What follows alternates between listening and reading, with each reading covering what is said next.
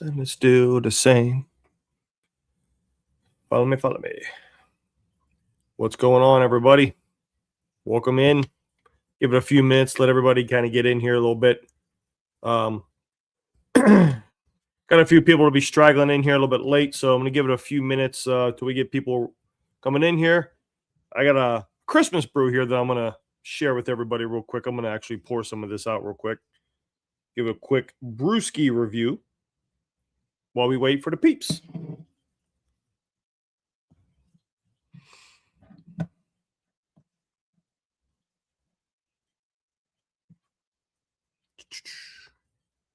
My love is hungry.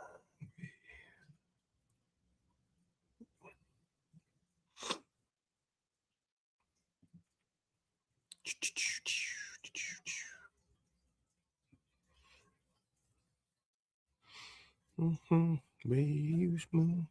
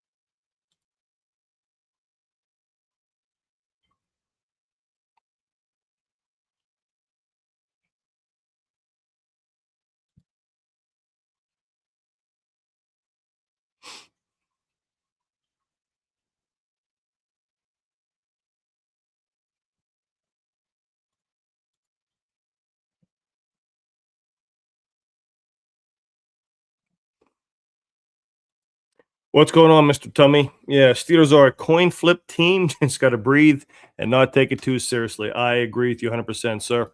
Apologize for just sitting here, just kind of waiting for people to join in here. I can see how many people were joining in the room and waiting for a couple guys to rushing home from the airport to try to get in and join the conversation. So we will see who's able to get in here.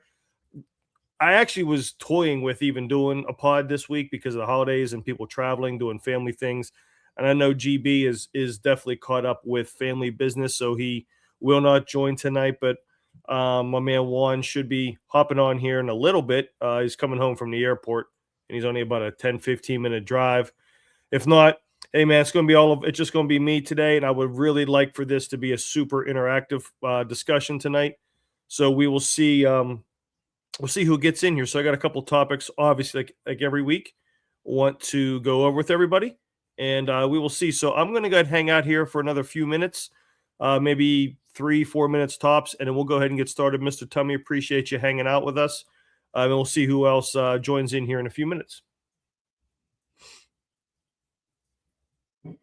Mr. Tummy, actually, also, Merry Christmas, man. Hope you had a great Christmas.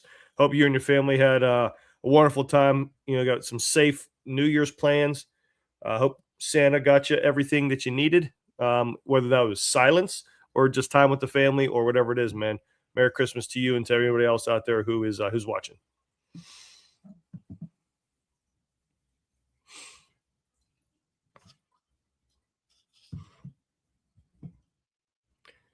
Okay. Give about another minute, and we're going to go ahead and get started.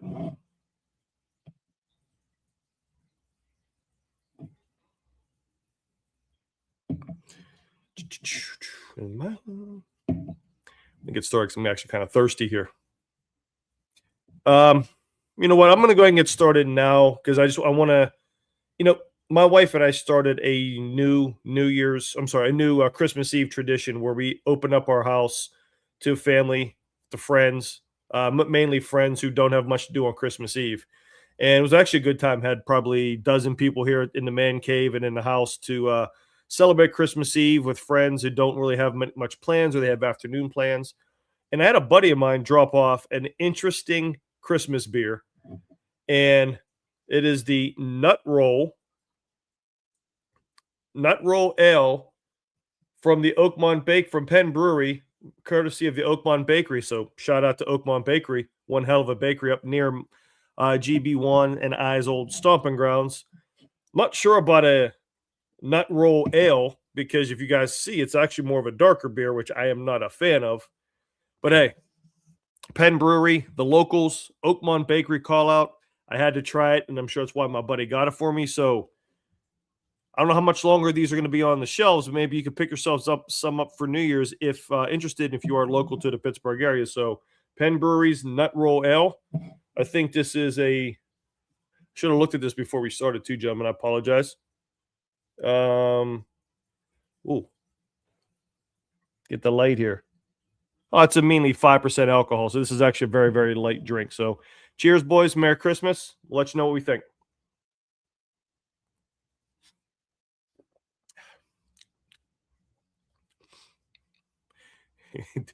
Definitely taste the bakery, man. I'll tell you that.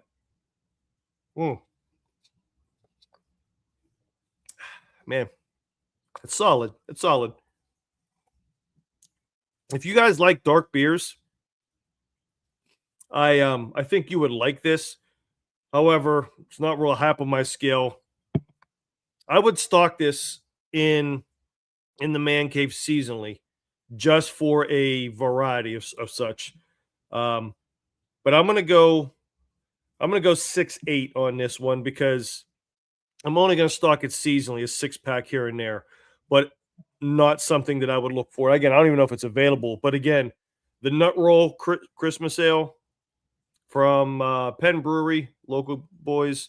Shout out to Oakmont Bakery. So I'm going to finish this one up, and I'm going to top it with some IPAs here. So, gentlemen, as we wait for Bald Thunder, a.k.a. Juan, to jump in here today, we're going to go solo with myself and obviously with all of you out there.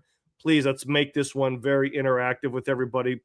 As the comments start coming in, I'm going to try to get to everyone's comments here. And if they start flowing pretty good, I'll actually just put them up on the screen so everybody can see them.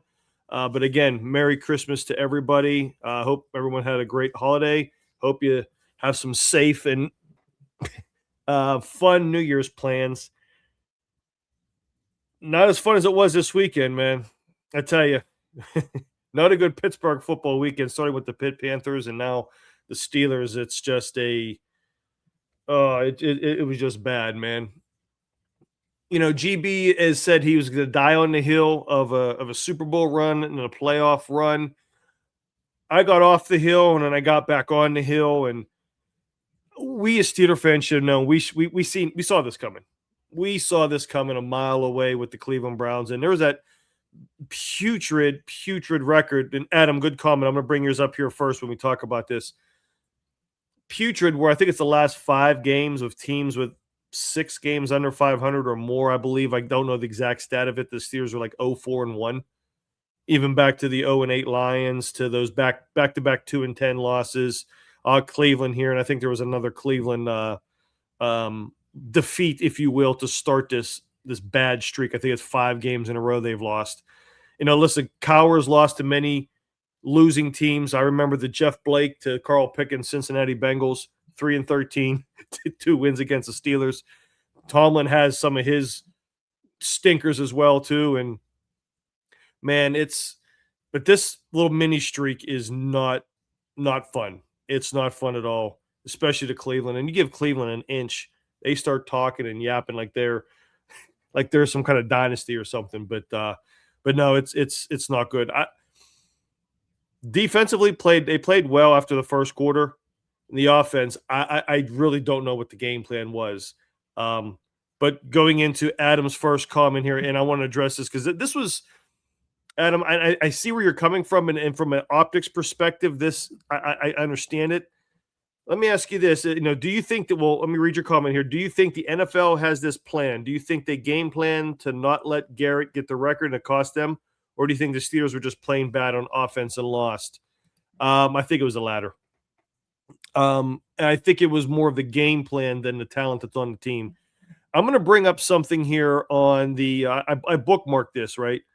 Let me see if I can get this. There was actually, I think, Alex Kazor from Steelers Depot, which is a great Steelers follow, put up like a a split screen on the Steelers game from week 5 or week 6, whatever it was, into this week, and look at the blocking schemes of Myles Garrett. So let me pull this up, and then I will get this over to you in a full screen. Okay, so let me share my screen, gentlemen. Okay, so here's week 6 and week 17. I'll play it full steam, or I'm sorry, full speed, full steam.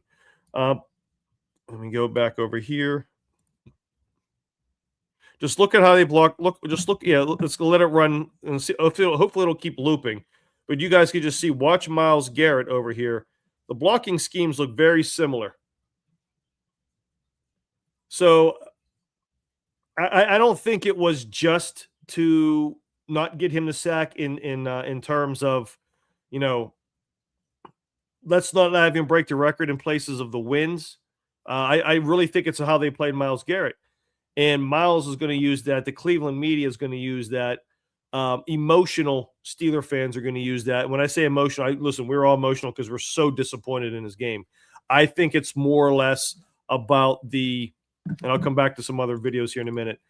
I think it was more or less about the actual offensive game plan, and it was just so putrid that I don't understand how.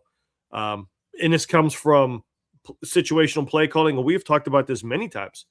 And I also believe it came from Mr. Aaron. He missed a couple balls. He missed a couple reads. And it wasn't good. I'm going to show some of that here, but I have some positives for this as well, too. So happy holidays, Mark. Appreciate you, man. I hope you had yourself a great Christmas. I hope Santa brought you everything, or if you were playing Santa, I hope you brought your family and loved ones what they need. This will be an interesting conversation here, whether it's myself the rest of the night or Juan's going to join me here when he gets home. Some good things here before we get into what I feel are some of the problem areas. And you guys may have already seen some of these videos out on the social medias. The offensive line, in my opinion, run blocking wise, played one of their best games, considering the quality of front that the Cleveland Browns are. They are a very, very, very good front. So I'm going to show you, this is one video here, because there really wasn't too much. And I'll be honest, with the holidays and other things going, I didn't have time to go into the film room like I normally do. But I want you to watch this. I mean, again, shout out to Cook. And you have Andreas Pete, who stepped in for Sumalo, did a fantastic job. We know what Frazier can do. He's a perennial All-Pro in my opinion. And McCormick is also, improving week to week. It's more about Andreas Pete. We knew what he could do because he's a former first-round pick, even though he's more of a tackle, but he can kick inside the guard. His versatility is why the Steelers signed him. But then also watch the center. This guy this is just absolutely insane. Let me see if I can walk this video. I'm going to have to just play this video here.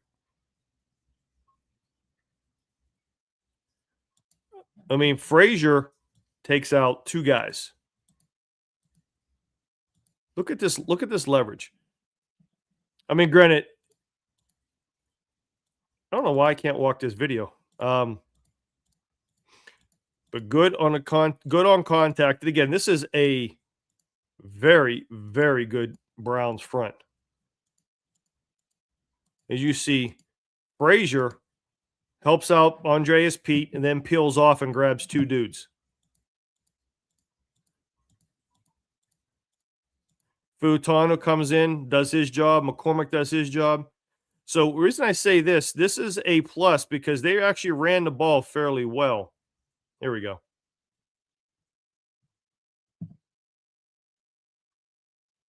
I thought that's a very, very good job. And there were multiple occasions that the offensive line did this. And I thought it was very, very good. But the problem is, again, I got back to that situational play calling. They didn't do it enough, and then they also didn't build off of it as far as some type of play action run game and use these damn tight ends, which I don't understand why they haven't used Freiermuth and Jonnu in the passing game, especially with DK and Calvin Austin out. So there's that. So let me see here. So tell me, yeah, Rogers was off, but we still don't have solid players. We missed DK, 100% missed DK. You can't. I agree with a couple of the NFL analysts. So Romo said this, and other guys said this is if if DK played this game, I think the Steelers win this game, and they win it probably by 10 or 12, 10 to 14 points because of the way the defense was playing. And missing him and coupled with not doing things creatively to get the tight ends involved, I think was the ultimate demise. Now, let me show you guys a few of these. First off, the 4th and 1. This was the first bad one.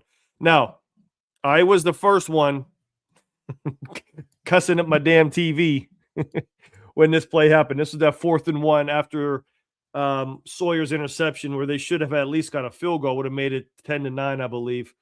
And we're screaming and kicking like, why are they throwing a fade here to Scotty Miller? Now, they tried this again later in the game to Adam Thielen on a back shoulder. It didn't work as well. Yeah, Browns have the number 1 passing defense in the league, and that's saying something considering how putrid their offense is, and they're out on the field a lot. But, and you guys may have seen this. So you're going to run a clear out. You got a clear 3-by-1, right? You have Valdez-Scantling, Freiermuth, and this is Adam Thielen right here. And I want you guys to watch two things. Don't watch Miller right now. Watch Freiermuth short motion and then Adam Thielen right here. I think this is one I can walk here pretty easily. So Freiermuth comes in short motion. Bush goes with him. Clear man-to-man indicator. As smart as Rodgers is, this should have alerted him to go to the bottom and not up top. Because I'm going to show you why. So you can see Freiermuth go. And look at Thielen slow off the line. Right? He's chucking off the line just at a slow pace because he's got outside leverage. He knows he has him on a 4th and 1. Hit him. He hits Adam Thielen. One, he's already got the first down. And he probably gets 4 or 5 more yards, and it's first down at the 15, 16-yard line. Instead, he's already chucking it up here to Scotty Miller. Now, I love me some Scotty Miller, but this just wasn't the time or place for it. Adam Thielen had the first down. The drive would have kept going, and they probably would have scored at least. If it was only a field goal, they could have held the ball to the last few seconds of the first half, kicked the field goal at the worst, 10-9, get the ball back, and then who knows what happens after that. It's actually not a bad ball, but and Scotty Miller does have a little bit of a step on him, but it was the wrong throw, easily the wrong throw.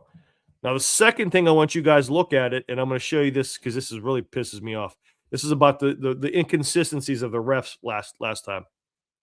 You guys remember, and I'm going to show it to you, that OPI. Well, actually, let me go back and show it to you real quick. This guy. Okay, and I think this might be the broadcast, so I don't know if I'm actually going to hear any noise here, but let me see if I can just walk it. This is that BS pass interference on MVS. Who ran this. This is a textbook. Because, look, you just get in his way and you get out of his way. Look, he doesn't even contact. The 28's the one that contacts him. Right? That is not offensive pass interference. From what I was taught, that is the perfect way, other than turning around, sitting, and showing the quarterback your numbers, the perfect way to run a pick route. Because the wide receiver and the DB are entitled to that space. But Valdez does a good veteran move, gets out of his way, but yet they're going to call that pass interference. Okay? I'm showing you that to go back to this. Here's what they did not call. Watch same play and watch Pat Freiermuth. Watch him the entire time.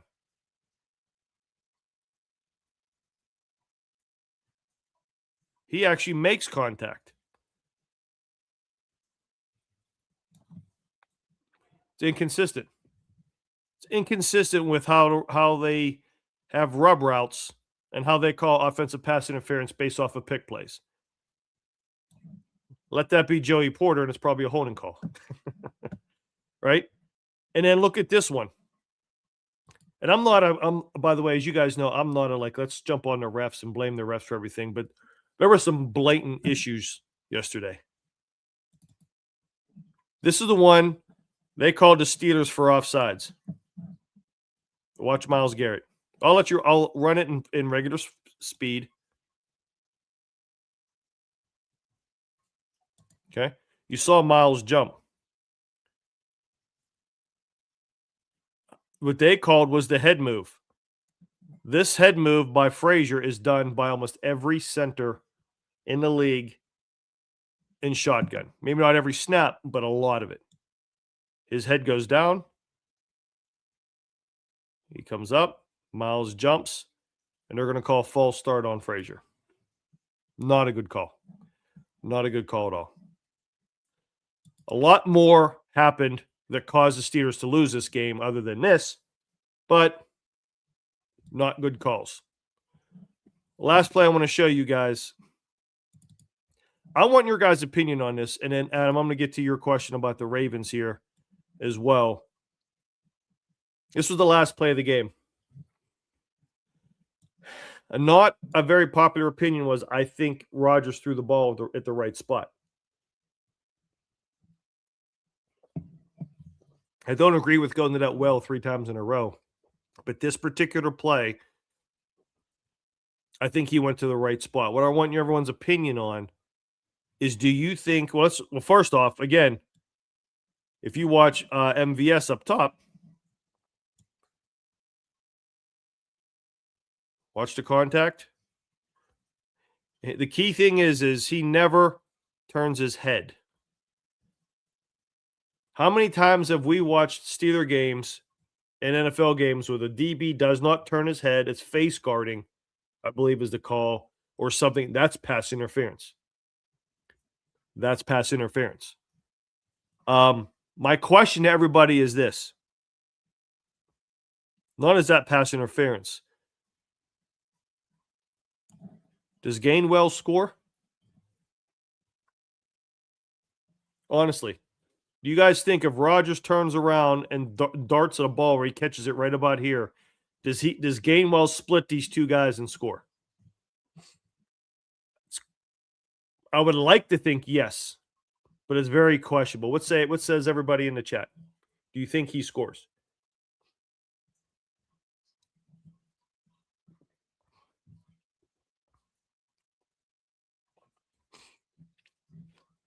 That's the issue. That's where a couple ones were Ron not making the right read.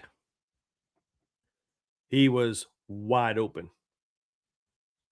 I could see, though, he has a history with MVS. Adam, this was the 4th down play, and there was 19 seconds to go. So I don't think that the time at this point was 4th and goal. So, okay, Mark says he scores. I like to think, listen, I'm done doubting Kenny G this year. I think you're right, Mark. I think especially if Aaron hits him in stride, I think he can split it. I think he has enough momentum, to where he splits them. Yeah. Okay. Yep. Tim Gainwell scores. Mark and Mr. Tommy. I agree with both of you guys. But based off of tackle, yeah, sometimes he's easy to tackle. I definitely think if it's Warren, he scores. Yeah, Warren's more of a bowling ball. I agree.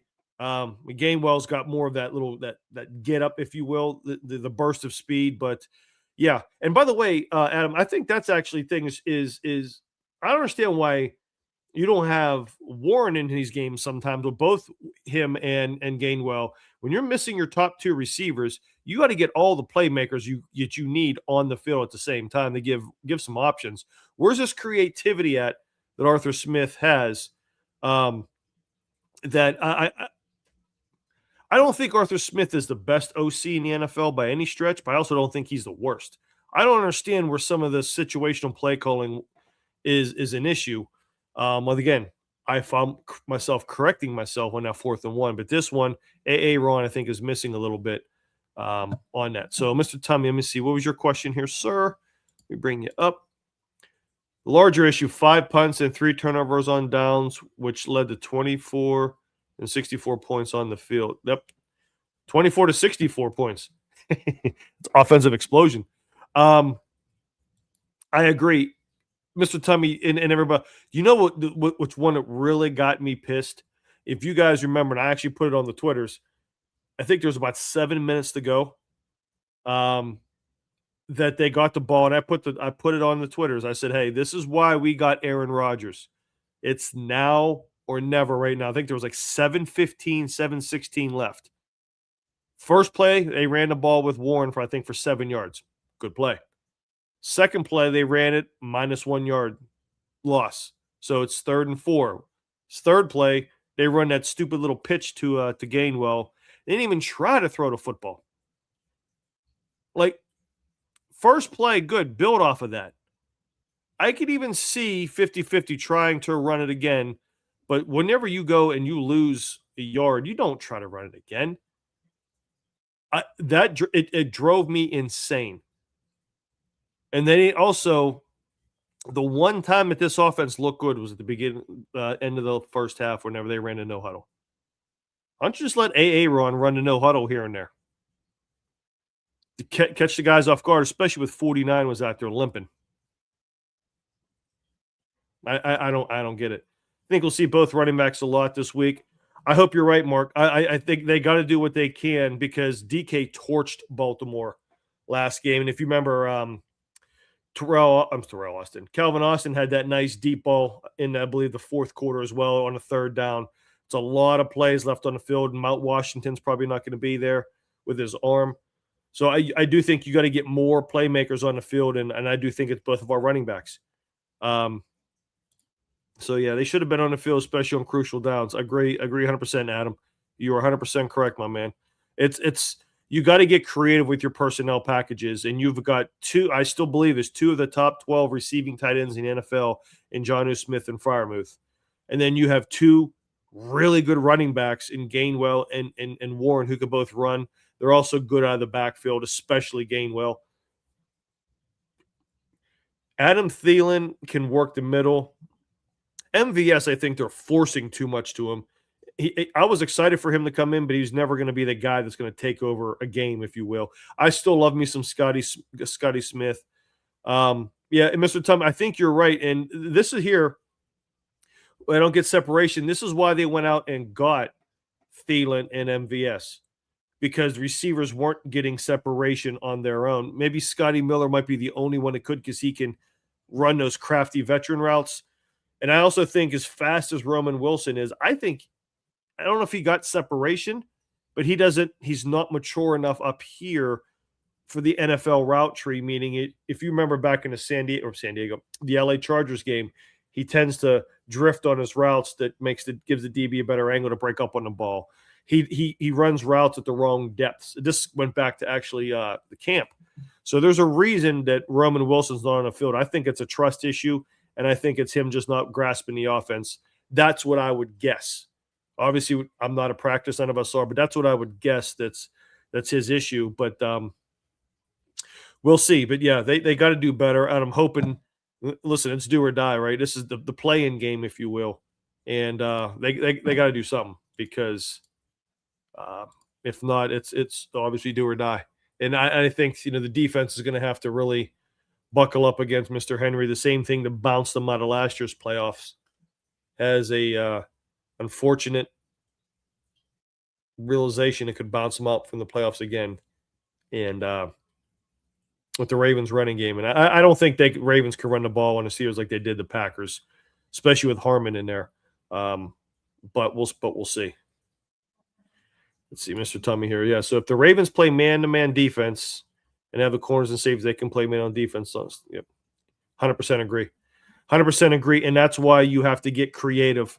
You can do a lot of things schematically to design to beat man-to-man coverage. And you're not going to hit the big plays down the field with DK. But that's Baltimore game with DK Metcalf.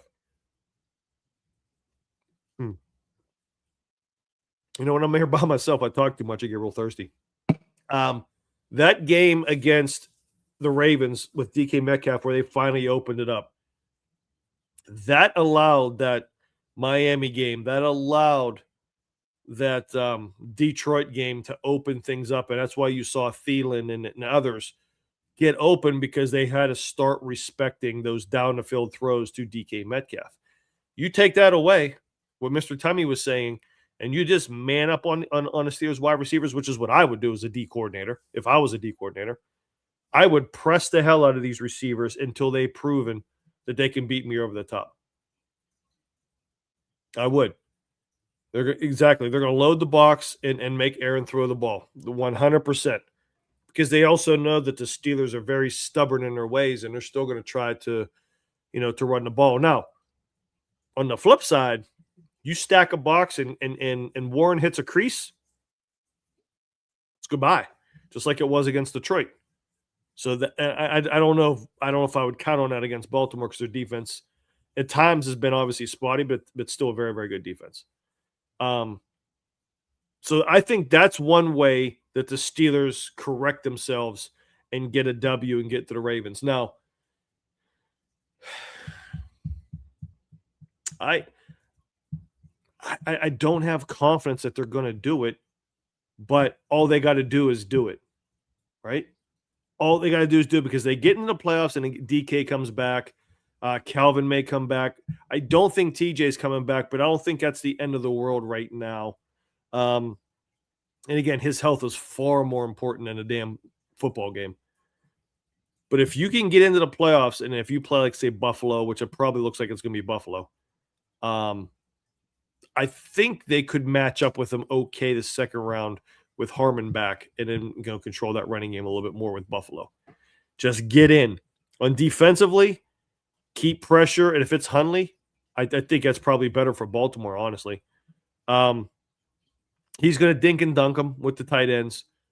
They're going to be, if they run the ball consistently, play action is going to have to be very, very aware of play action, with Zay Flowers and others down the field. But the key is offensive. They can possess the ball and score, even if it's field goals. Just keep the pressure on. I think it's going to be, they could attain this win. It's going to be another 17-16 type game. It's going to be a close slobber knocker game, unless Baltimore literally overpowers Pittsburgh with that running game and they kind of cruise to a win. But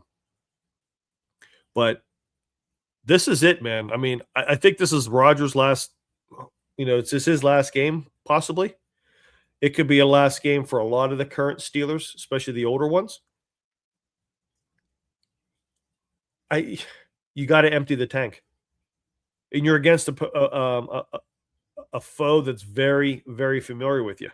You have to empty the tank. 2 running backs, like you guys were saying, in the backfield, same time.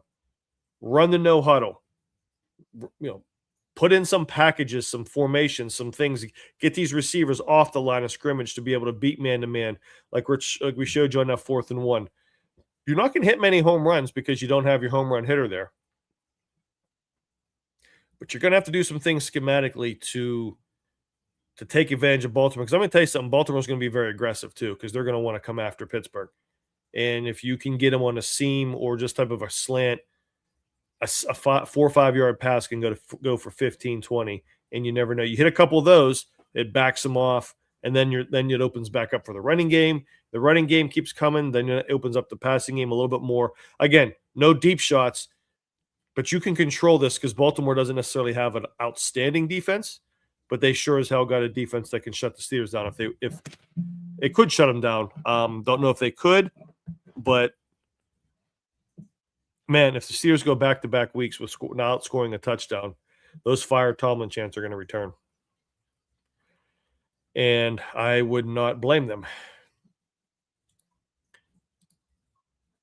Yeah, running backs in space. Yep.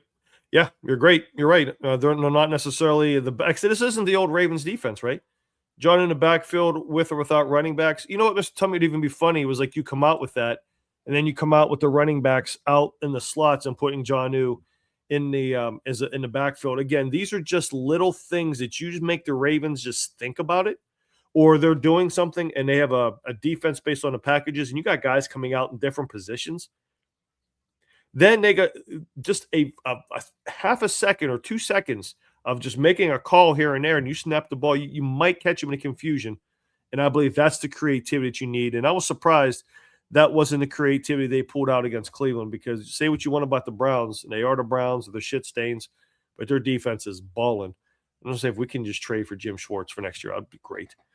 So yeah, they got to get creative against Baltimore, and I think they can do it. I just, like I said all year, I just don't know why they're not doing it. So we'll see what happens, gentlemen. We will see what happens.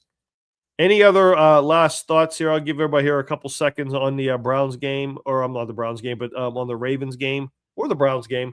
And I want to pose a couple hypothetical situations for everybody. And this is where I would love everyone's feedback on. So, any other quick comments on the Browns or Ravens?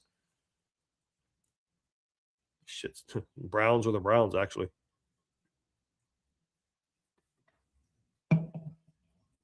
Yes, Mark. Yes. Get him in the. I can't stress that enough. I don't understand. He essentially can be your slot receiver, for crying out loud. He's too big for DBs. He's too fast for linebackers. Safety. I don't understand it, Mark. I agree with you 120%. Get the last swig of this. It's like a light coffee flavor, like a breakfast nut roll or something. It's not bad. If you like dark beers, it's not too bad. All right. We could always come back to this, but this will be the last topic I want to talk to everybody about. And this is where I'm going to wait for everyone's opinions on this, because I got 3 scenarios out of this. And guys, trust me, I'm as you guys are here. And I'm glad this is actually a smaller group tonight, because we can really talk to each other, and we'll be able to watch this back, down the road as well. But this is hypothetical whataboutisms. I'm rooting my tail off for the Steelers Sunday night. Actually, I am going to be on with JJ on Sunday night too, on talking college football with JJ. So I'm going to be in this chair. I'm committing to him. I'm not having him change his mind while the game's on up there. So Adam, I know you're there a lot too, and anybody else comes, you're going to see me do this a lot when I'm on JJ's pod. But I'm still going to be on with him. So, but I am going to root my tail off for the Steelers, because I'm a Steelers fan. I don't want them to lose. Like, I understand how some fans are out there screaming and moaning about it. But this is just for fun. I want 3 hypotheticals for the end of this year.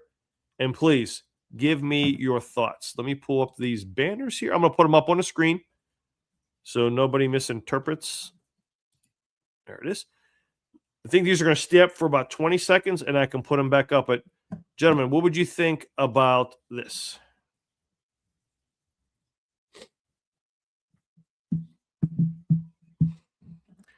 Okay. What's your guys' thoughts? I'll let somebody break the ice on this one, and then I'll give you guys my thoughts as well. Here you go, Adam. We'll be doing the same thing on Sunday night. My man.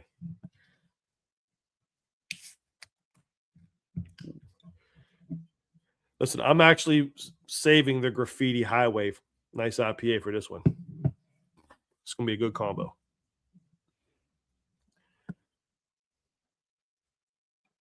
Got some good. All right, let me see here. Whoops. All righty.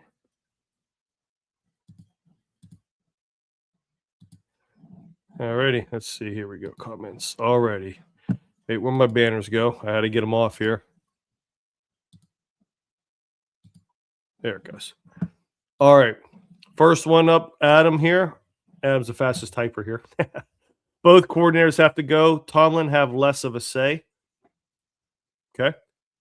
I agree with that. At least, right? Mr. Tummy has weighed in.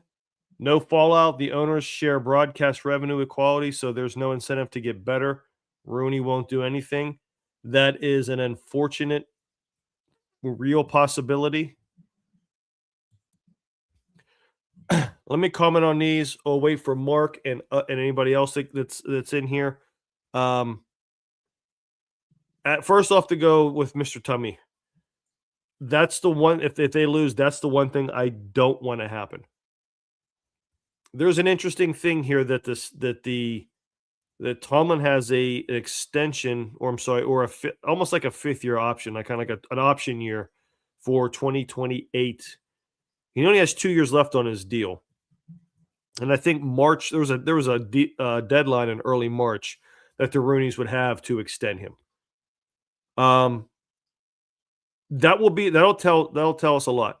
Because if you guys know from other pods, and we've talked, I've heard a comment by Charlie Batch that the Roonies don't like paying coaches that are on the couch, right? Um, if Rooney cared, it would have happened sooner. They've been mid tier for many years. There's been multiple reasons for that, Mr. Tummy, but you are correct. Because sometimes it is on the players, but they have been mid tier. There's no doubt.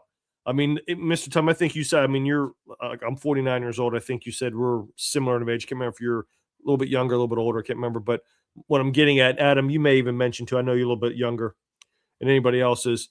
We remember those years from Terry Bradshaw to Ben Roethlisberger. Quarterback purgatory. There was a lot of years of average, though. It peaked in '84 with an AFC Championship. And okay, Mark's back. I'm gonna get your comment up here in a second. They peaked in '84 with that AFC Championship game, but there was a lot of mediocrity between Bradshaw and Ben as well. It had a couple spikes with Cordell, things like that. So, some of that mid-tier mediocrity with Tomlin has been because of the quarterback after Ben and some other things. And even the height of the Ben Brown and Bell, they had a rebuilding defense that was trash.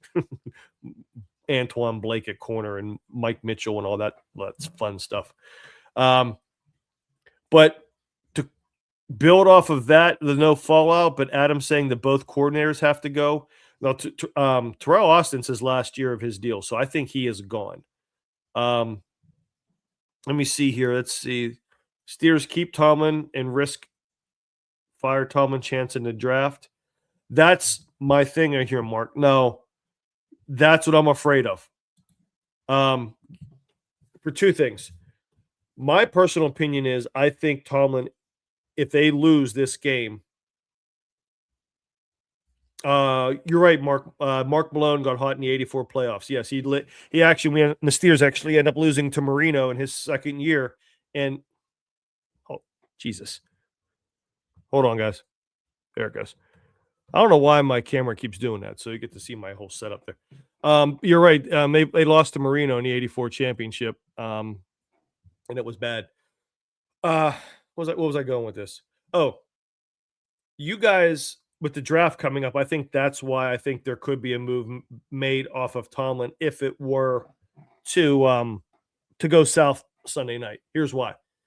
How many have followed even the Pittsburgh Pirates or any type of sports media and everything, even at college game day? And I was down there for Pitt Notre Dame, and they were yelling, sell the team.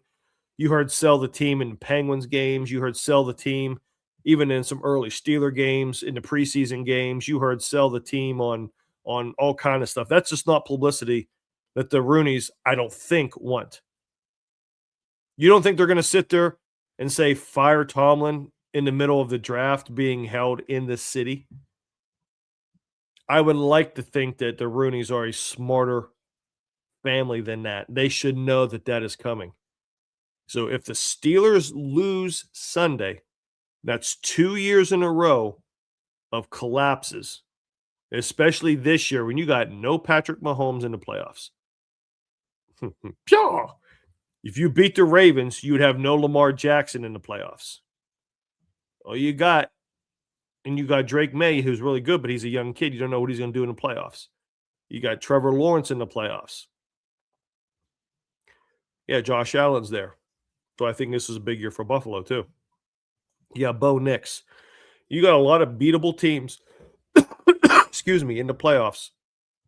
If you don't make it this year, especially when you had a 4-1 to 1-5 lead on the Ravens, and you had a chance to clinch a division versus a 3-12 team.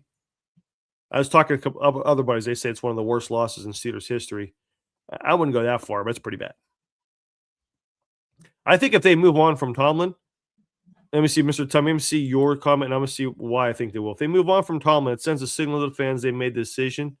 Happen again, and inmates run the asylum. Yeah, I can see that. I really can. But also then, when is enough for the Roonies? Even though you don't have the no losing seasons, which is, I don't care anybody says, that's freaking remarkable. 22 seasons in a row with no losing seasons, 19 of those with Tomlin. Tomlin's only coached one football game where he's not been in playoff contention. I think that is amazing, no matter what you say about Mike Tomlin. I think there's now been 2 reports from Adam Schefter. Obviously, who's very credible, and Schefter just doesn't put stuff out there for clicks. There's been 2 reports that Tomlin could leave on his own accord. Retire and go into broadcasting for a year or 2, or he just wants a new scenery. I think that's the only way it happens, and a new scenery would be either a trade or a retirement. And the only reason the only thing that's a retirement, there would be a settlement on the rest of his contract. So we'll see. My biggest thing is the NFL draft in Pittsburgh, especially if they lose. And it will not be good. Those fire Tomlin chants will not stop Sunday night. Yep, could see them moving on from Tomlin to avoid the chance. Rooney treats his team as an investment. Correct. That's my thing. Rooney's only care was this season. You know what? Actually, Mr. Tummy, it's interesting you brought this up before we go on the next scenario. My wife was telling me this. Did you know that now that Pittsburgh now is actually putting together, I think, to start in 2026, maybe February, she was telling me, Pittsburgh to Ireland now direct flights.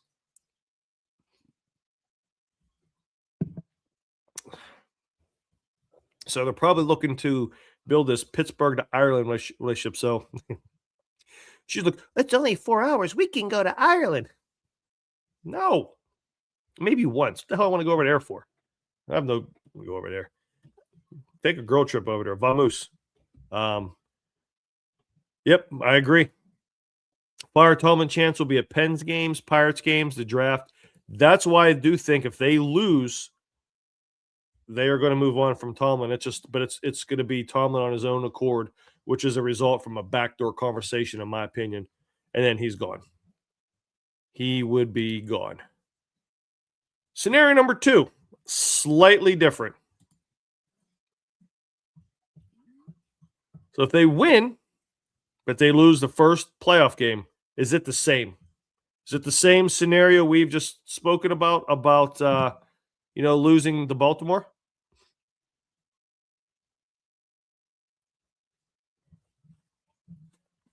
Mr. Tummy here, he said a chance will give future coaches pause. It could scare away some coaches. There's no doubt. It could definitely scare away. Depends on how they lose. Adam, so what I'm getting at, what you're saying is if the Steelers lose 34-31, 28-24, you think he's safe. But if they lose 31-14, we're talking about the same scenario as before, and you got to get rid of him. I do agree, Mr. Tummy. I think that's a good point by Adam. Adam, what is that? Is that what you're thinking when you said depends on how they lose? Because I actually agree. If that's what you mean, I agree with you. But I like to hear what you say. So they win the division, beat Baltimore, but they lose the playoff game. Are we still getting rid of everybody? Again, I do think Terrell Austin's gone regardless. Because I'll tell you this while you guys are answering this, I don't think Tomlin's here past 2 more years. In any circumstance. I really don't.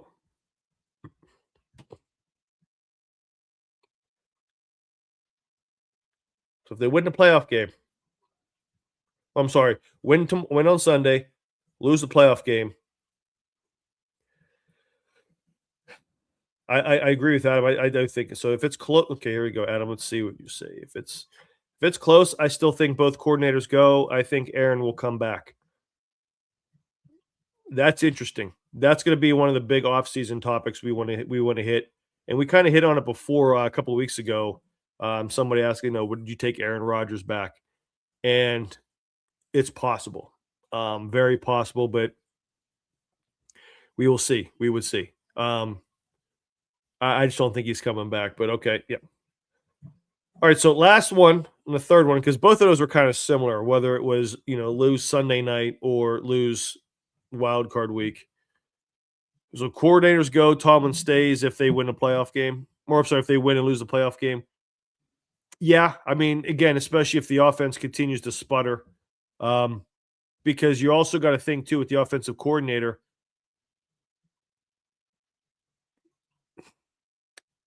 If Arthur Smith stayed, is it because he wants to work with Will Howard? Will Howard is going to get the first shot at the future quarterbacking position. Whether he gets it or not, I don't know. But I'm not down on him. So again, off-season talk. But you never know. I think that is a big thing to do with the OC. Adam, here's a good one here. I'm not a Tomlin apologist, but I don't know if they will find another coach that will keep games as competitive as Tomlin minus playoffs. Thank you. That's all I've said. Be careful what you wish for. And I'm not saying that the next coach would be great. You could hire the next great offensive guru to come in like a lot of people want, but he may stink as a head coach. Dick LeBeau stunk as a head coach, Hall of Fame coordinator. So you are careful. But then you look at the way the Patriots did it. They went Gerard Mayo. He stunk, and then a year or two later, I think it was only there a year. They end up getting Mike Vrabel, and now they're seemingly in the right position. But let's not forget, New England hasn't won a playoff game yet, because let's just not crown New England anything yet. But yeah, you're 100% right. You got to be careful with this. Now, I had a friend text me earlier today and talked about Shula. He's a D coordinator from the Rams. Yes, his grandson of Don Shula. Let me pull up his name. What did he say? What was his name? I want to make sure I get this right. Excuse me one second. Chris Shula. He is the D coordinator for the Rams. He said he'd like him. That would be a third carbon copy of Cowher, Tomlin, and Shula, young DCs getting promoted. But you never know. It comes from McVay's coaching tree, so that's not a bad thing. So let's see what Mark here. Let's see. Nothing short of a playoff win will stop the chance. I just hate some people root for us to lose because they want Mike Tomlin gone. Amen, bro. Listen, I have said this, Mr. Tommy, I'm going to get to yours in a second. I have said this. There is a pocket of fans that would rather the Steelers lose with Mike Tomlin so they can say that they're right and say that they've been right for however many years, and they can say he's finally gone, than would rather win a championship with him. And that's a damn shame. And I don't understand it. It's not being a fan. It's just having a certain agenda, and just certain people have certain agendas, and they have hatreds towards one people, or they don't want to admit that they were proven wrong. It's a whole mess. So yeah, this offense has put up 24 points in the first game, averaged the Browns 14-8. I'm fine with moving off the OC2. Mr. Tubby, I couldn't agree with you more. I mean, granted, listen, he was an upgrade from Matt Canada. He actually brought some NFL principles to the Steelers offense, not just try to beat your man like we're playing one-on-one basketball. But I do think Arthur Smith has some situational play calling issues, that the talent is a lot better on this offense than what's being displayed. Let's put it that way. That's all I'm going to say. So let me go to this last scenario, and then we'll wrap up with some other chats here. Let's see. Banners. What would you guys do for this?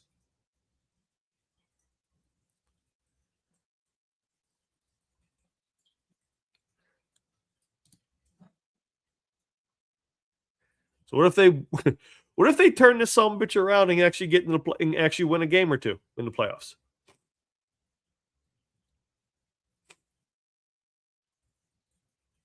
If the Steelers turn this thing around, let's say they eke out a win 17-13, 17-16 over Baltimore. Buffalo comes in and they extract their revenge, regardless of how they get it.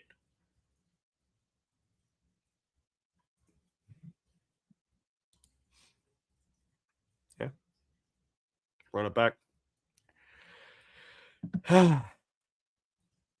Perfect opportunity to leave. Yeah. Yeah. And again, leave on a high note. Mr. Tummy also said this too. Now, that's what I think what GB was talking about as well, too. It's kind of like the mic drop. Not necessarily. I wish it'd be a trophy drop. That would be awesome. Leave out here as a champ. But win a playoff game. And I do think, because if you remember, Gabe was talking about this earlier, and I think a couple of you guys noticed this too. I can't remember what game it was that Tomlin just looked tired at the press conference. He looked spent.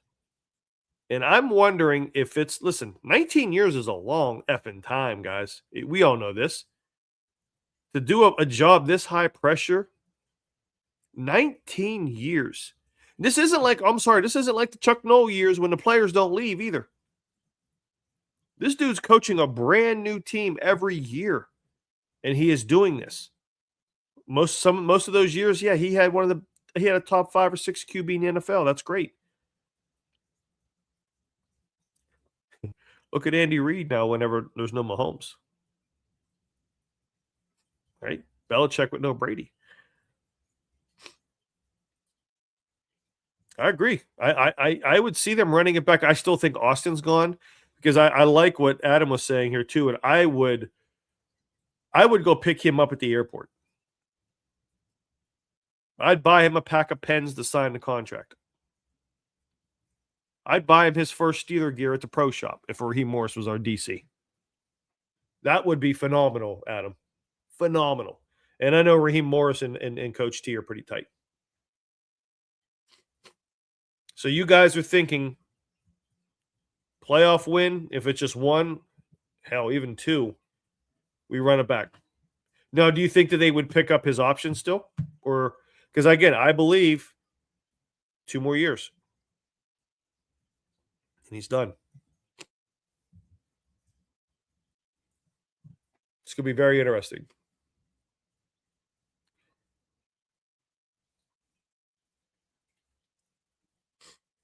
So it is what it is, man. It's all so, man.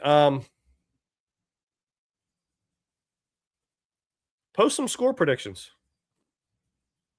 What do you think? Steelers, Ravens.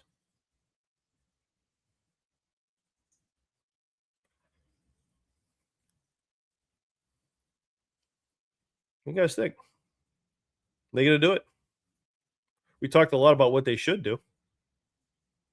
What are you going to do? You anti me where I said I said they're going to lose. Of course, I keep saying I'm trying to play like the Jedi mind trick.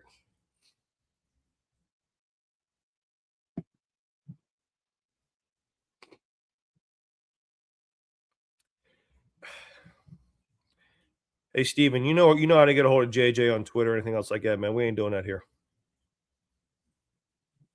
Shitty game for Pitt, 110%, bro. He's his own man. Go find him. My man Adam, 23-20 Steelers. You know why I would do that? Because it would make no damn sense. It's this roller coaster of like emotions with the Steelers, man. It's like, you can never have nice things. We should have known better. We weren't going to clinch the division because we can't have nice things. We can't even, we thought we had it, and DK goes and be's an idiot punching the blue-haired freak out there who, by the way, as you saw, more shit's coming out. He's been doing this for a while, but DK still shouldn't have went over there. You knew this was going to happen. We're going to make us sweat this damn thing out. Even a game like Minnesota that was in control, you're going to sweat it out at the end, right? It's just life of a Steelers fan, man. So I'm curious if the next coach comes in and we're going to still experience the same shit. 17-13 Steelers, but crazy if they tied and Steelers get the AFC North. Mr. Tummy, that would be the ultimate Steeler finish, would be a goddamn tie. And then they would go in 9-7-1, and exactly. But that'd also be a fitting cap, if you will, to a Steelers Panthers. I'm sorry. See, start talking about the Panthers. The Steelers Ravens rivalry. Man, I tell you something. Adam, if it's close, I'm going to be egging JJ just to stay on the podcast longer, just so I have something to do. I'm not directly watching the game and driving myself crazy going back and forth in my man cave here. Can't take my old heart. I can't take this anymore. I'm like that guy from Sanford and Son, man. Huh? Wheezy, I'm coming home for you. So wow, we got this. We got 2 for the Steelers. I like this. Nothing helps the Steelers forget about a bad game like playing the Ravens. Mark, you are 100% right. It cured the first one, right? It cured the Buffalo game. The low point of that season was that Buffalo game. I was there, the fire Tomlin chance. What cured it? On the road against the Ravens. That is a very, very good point, Mark. And you are 100% correct. It's you know what? It's been that way for a while. And dare I say it, I think that's also true for the Ravens too. Unfortunately. But yeah. I just hope that their offensive coordinator, Arthur Smith, really dials up some creativity, because if not, might not be good. But we'll see. You know what? I can't. So, Mark, what's your score prediction, man? I like the field goal game. You know what? These last couple of games, when I picked the Steelers to lose, they won. I don't know if I should just pick them to lose so they win. I think I'm having like that Jedi mind trick on them. I think it's a field goal game. I like 23-20.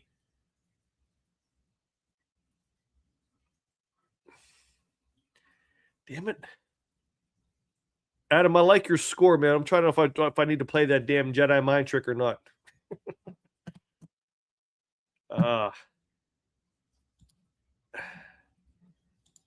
I'm just, you know what? I'm gonna keep it up because I'm gonna play the Jedi mind trick, man. I'll say Ravens win, and it'll get very interesting. If they lose, the next week's pod will be very, very interesting. But I think it'll be a close game. I don't think the Ravens will run all over Pittsburgh. I could tell you that. But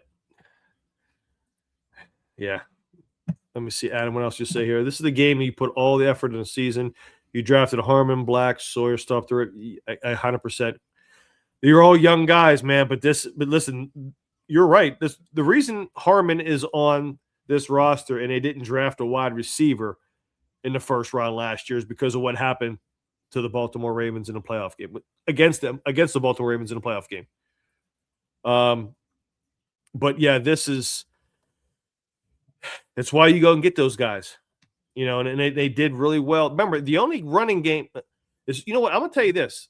I don't think it's Derrick Henry that I'm worried about. It's Mitchell. If you remember, he busted a couple long ones on the Steelers, including a 60-yarder, which I think was darn near half of their, well, at least 40-45% of their rushing total was from him, from like one long one, another like 20-some yarder. He's the one that scares me a little bit because of Harmon and those big boys, like Adam was saying, and what they drafted. That's why I think they can control them. I'm just worried about the attrition. The only way that Derrick Henry's attrition really affects the Steelers is if the damn offense keeps going 3 and out, 3 and out, 3 and out. Then by that second half, Henry's just going to take over and let's see. So let's see here. Win or lose, this channel will have stuff to talk about off season. You're not lying. Listen, tell me, we're going to do a lot of stuff, and Steelers NFL draft. I'm going to be down to draft. We'll see if we can do some stuff from down there as well. And then we got some other cool things that we're working on. I'm actually meeting with a buddy this week to talk about some things. We may do some cool partnerships next year, so more to come on that, and you guys will see. I don't want to have any details on it just in case it doesn't make sense or it doesn't fall through, but I'm doing this to further bring a community of people together, whether we're here in PA. I know Mark is out of state, anybody else who's out of state. I want to be able to bring people a little bit closer together, have a good time with each other. So, Adam, I did see Lamar. He is questionable. I don't know if it's still that back injury or not, but I did see one Ravens Twitter thing. And I say that because I don't know if it was a reporter or a crazed fan or a blogger or whatever. They said if Lamar does not play Sunday, he could probably play he probably would have played his last game as a Raven. And I do think, Tom, is why I think he's in the doghouse. And I do think you want to talk about some turmoil. There could be a lot. There could be a completely different Baltimore Ravens team next year because Henry's not getting any younger. There's some older pieces on defense outside of Kyle Hamilton and Wiggins. But you talk about Lamar. Now I heard about he wants to play for Miami, but if you start those things coming out, I bet you those are agents leaking things like that. So there's some turmoil goings on in Baltimore. That's another reason why I'm giving a little bit of hope out here with the 20-17 mark. Everyone's picking the Steelers by a field goal, and I hope that happens. I do think it's like I said, a field goal game. But yeah, Adam, did you see that about Lamar? I think it's more of his back injury, and there was leaks out there that he wants to play for Miami or play elsewhere, really. And I thought I saw that there was a light shoving match between Derrick Henry and Harbaugh, or there might have been another player in Harbaugh. I'm not sure. I mean, that's another coach that should be on the hot seat, right? They've had about the same amount of playoff success as the Steelers. Maybe they had a more recent win, but if you look at the totality of the last 18 years or 17 years, if you just want to include Harbaugh's year. But the difference is Harbaugh had a franchise and two-time MVP quarterback. So, people come up to you and say that Harbaugh's a good coach and Tomlin's not, then they're full of shit. Because he's had an MVP quarterback and has the same amount of playoff success as the Steelers have. Yeah, agree, Mr. Tummy. He has a better roster, especially last year. Maybe not so much this year with injuries and things like that too. So let's see. What do you say here?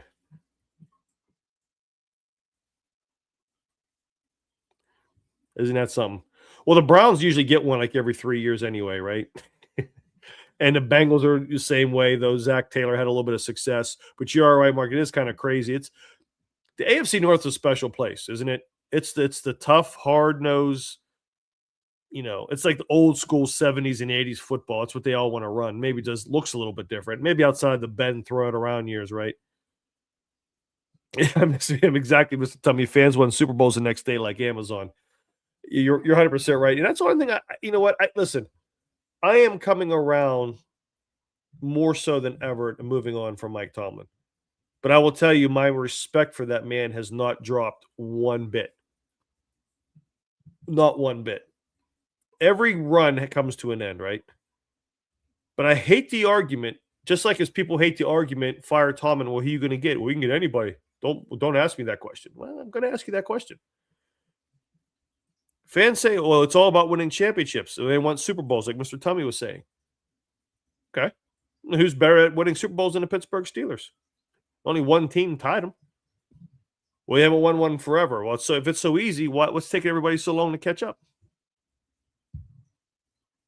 There's a standard here. Listen. They need playoff success. They need to have the playoff success. This fan base deserves it. They are diehard. There is no fan base outside of maybe Dallas, and probably the Packers. I think the Raiders are kind of dying off. The Cowboys and Packers and the Steelers, the ones that travel the best. And this fan base I think deserves a winner again. And I think maybe it's not with Tomlin. And that's okay. And if Tomlin leaves, there's going to be a lot of very, very annoying Steeler fans. I told you so. I told you so. Okay, we'll see. My question is this. Tomlin leaves, and the other guy comes in and wins. Does he win with Tomlin's players? Huh? I've asked that question. People, oh, well, yeah. If you're saying Cowher's players, you got to say Tomlin's players if that happens.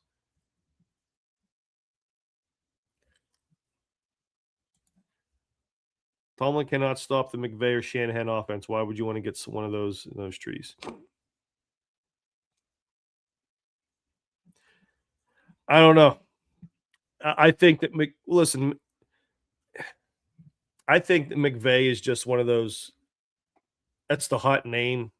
He's the thing is, like, yeah, he's rebuilt. They rebuilt a lot of that defense. Good thing, but let's not forget his franchise quarterback came from via trade. Not like he built. I didn't see him. I don't see him really developing quarterbacks much.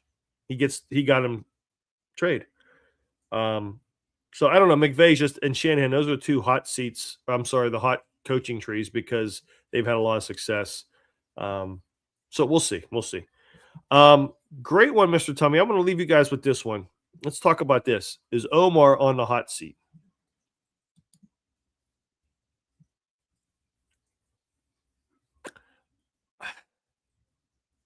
You know, I think there's a decision to be made, Mr. Tummy, between Andy Weidel and Omar Khan. If Tomlin leaves, I think there's a decision. He leaves, and Tomlin has a lot of say so. Adam, so you're correct with saying he's a bona fide GM, and I think he has definitely more say so than a lot of coaches, as he should for someone who's been here that long. But if Tomlin goes, do you guys pick Andy Weidel or Omar Khan? I think Omar Khan has done a great job. Has it been perfect? Absolutely not. But at least he's going out and trying. I still firmly believe that they lost out on wide receiver 2 because of the offense that they run. It's not wide receiver 2 friendly. You got someone like Jacoby Myers who he went to Jacksonville to do exactly what he did in a pass friendly offense, and he turned it around to a 3-year, $60 million extension. That would not have happened here. These agents and players know this. It's not because they don't want to play for Pittsburgh. It's not because they don't like Tomlin. It's the offense that they're running. The only way they're going to get a bona fide wide receiver 2 is through the draft when he has to come here. I would say Omar is not on the hot seat, Mr. Tummy, but I would think a decision needs to be made between him and Weidel because I don't think you keep a co-GM. Because my personal opinion, if Tomlin leaves, own a cord or not, first thing the Rooneys need to do is settle on a GM, and then the Rooneys and the GM together search for a head coach. I think that's the proper way of doing it. There's not very many coaches that can do that, and maybe that's another thing that Tomlin's burned out on. You know, if he has a lot of that player personnel say so, it's really not his job, but I'm sure he has a lot of say so. What's that saying that you guys remember from? Oh, who the hell is that? Bill Parcells. If you want me to cook dinner, you at least let him shop for the groceries, right? Bill Parcells thought that. Probably what Tomlin's doing as well too. So yeah, and he's made some very bad. Well, the Steelers have made some very bad personnel draft and free agent signing decisions, and they've made good ones. It's like every other team. But I don't know. What do you guys think? I mean, Mr. Tummy, since you brought this up, JJ, what's up, brother? If you're up there, Omar Khan or Andy Weidel, who would you take?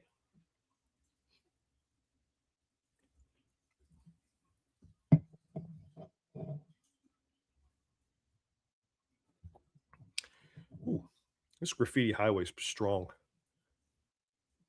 9.5%. What the fuck am I drinking this for? Oh well.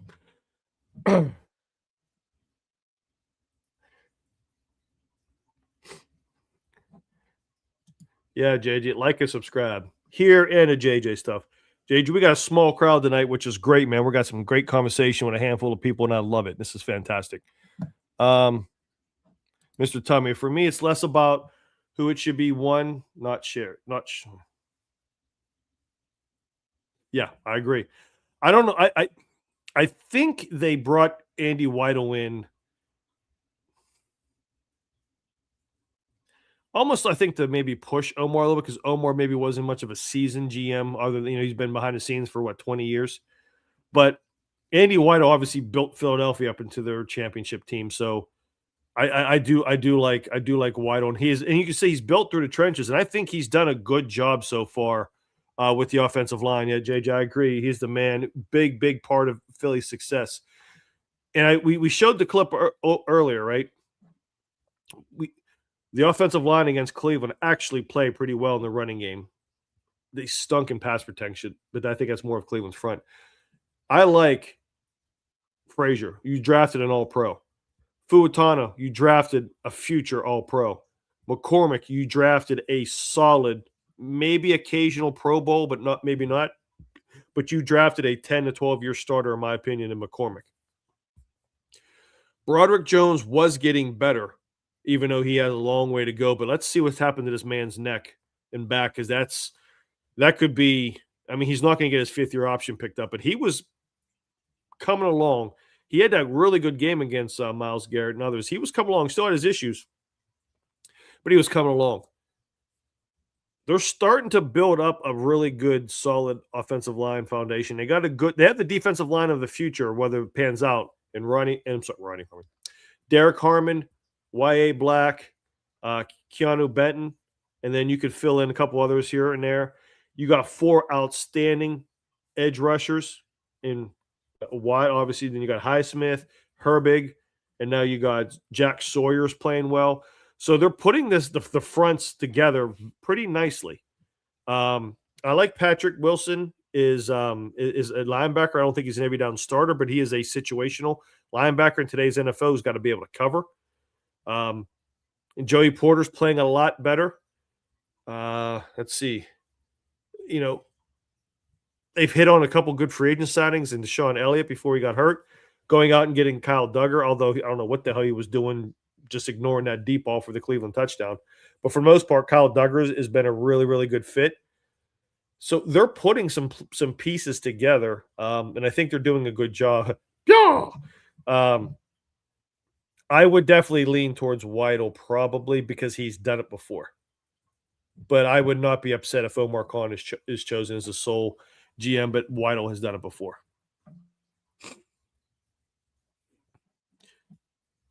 Let's see. I'm telling you, it's not fair to hold a person accountable and then not set them up for success. Yeah, I agree. Goes hand in hand with that too. You got to give the people the right capital. Now, here's what's interesting about that, Mr. Tommy, you're talking about. I think if Tomlin leaves, it's an attractive job. Because coming in, you're going to have – this is the direct opposite to, that coach would not want to come in if they keep hearing the fire Tomlin chants, even if they hear it in the draft, and maybe if the Steelers were to lose on Sunday.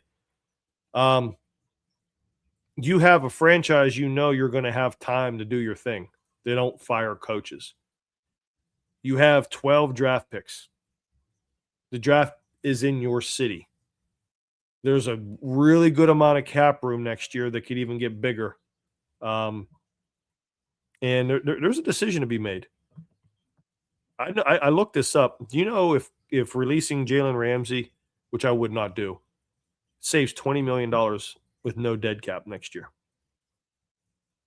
That's a big decision. But I think Jalen Ramsey's been balling out, especially at safety. I don't think they get room. Steelers have declined to void DK's guarantees that would have been voidable because of that incident. Steelers said, no, your guarantees are still good. That says a lot.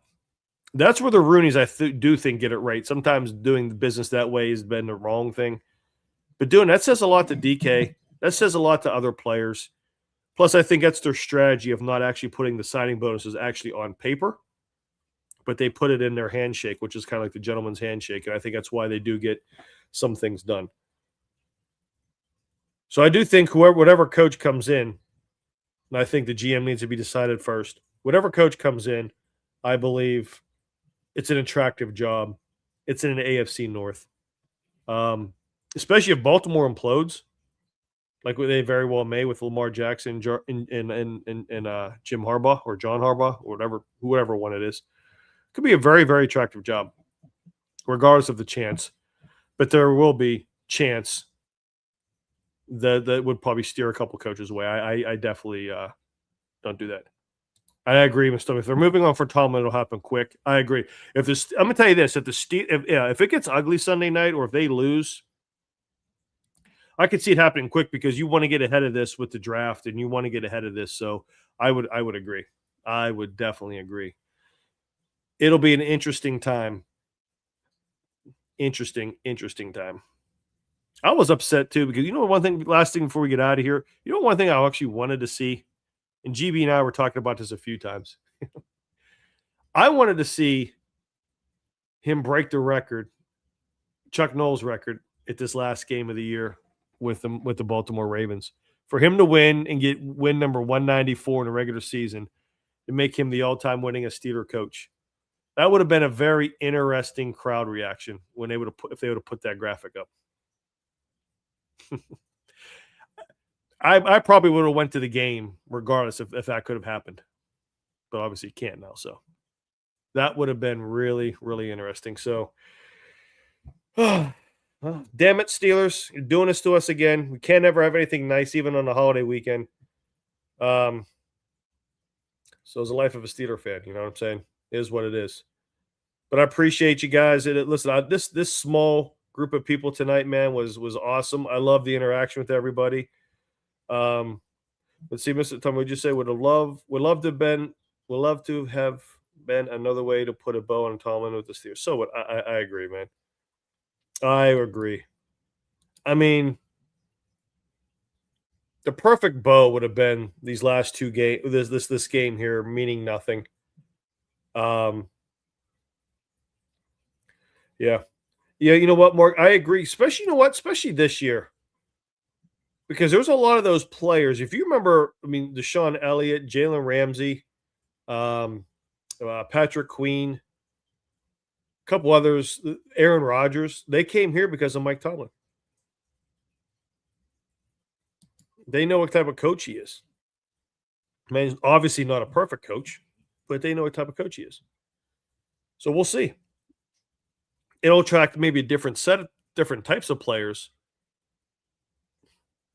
But as long as they're winning, I guess it really doesn't matter. But we'll have to see, because also when you have a new coach, you have a new philosophy.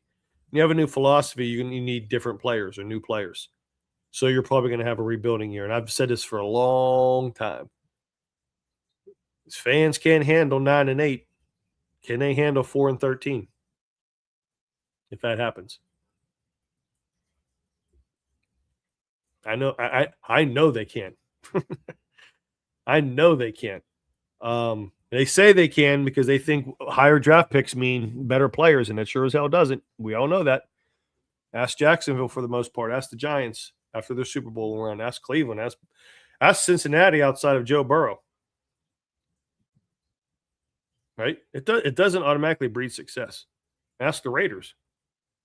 So be careful what you wish for. But again, nothing but mad respect for Coach Tomlin. If this is the end of the road, so be it. I do wish it would have gone a different way, but unfortunately, everybody can't go out like Jerome Bettis, guys. I wish he could. Jerome Bettis is like an after-school movie, man, the way he went out. So, oh, man. All right, gentlemen. Well, hey, it's hour and 23 minutes. I didn't even think we'd go this long here with just myself, but you guys are awesome. Mr. Tummy, JJ coming in, Mark, Adam, you guys are awesome hanging in here with us. I really appreciate you, gentlemen. Proud members of the Burgh Cave, man. I love all you guys. Awesome. This is a great time. Thanks for the comments. Merry Christmas. Happy New Year, man. Stay safe this New Year's. Have a great time. Go check out the beer reviews and see if you can get yourself a variety pack for the New Year's, man. We will see you guys next week. If you want to tune in, myself, I will be with JJ Kitchen on Talking College Football with JJ Kitchen on Sunday night. It'll be a great time. We got a lot of stuff to talk. Wrap Pitt's season up. And then there's some really cool things happening down in Oakland that we'll definitely talk about. And then we will be back here next Monday night. And we'll see what will happen. We'll see what happens, guys. It'll definitely be an interesting show next Monday with whatever happens with Steelers and Ravens. So happy holidays. Go Steelers, and we'll see everybody next week, man. Take care. See you on the next one.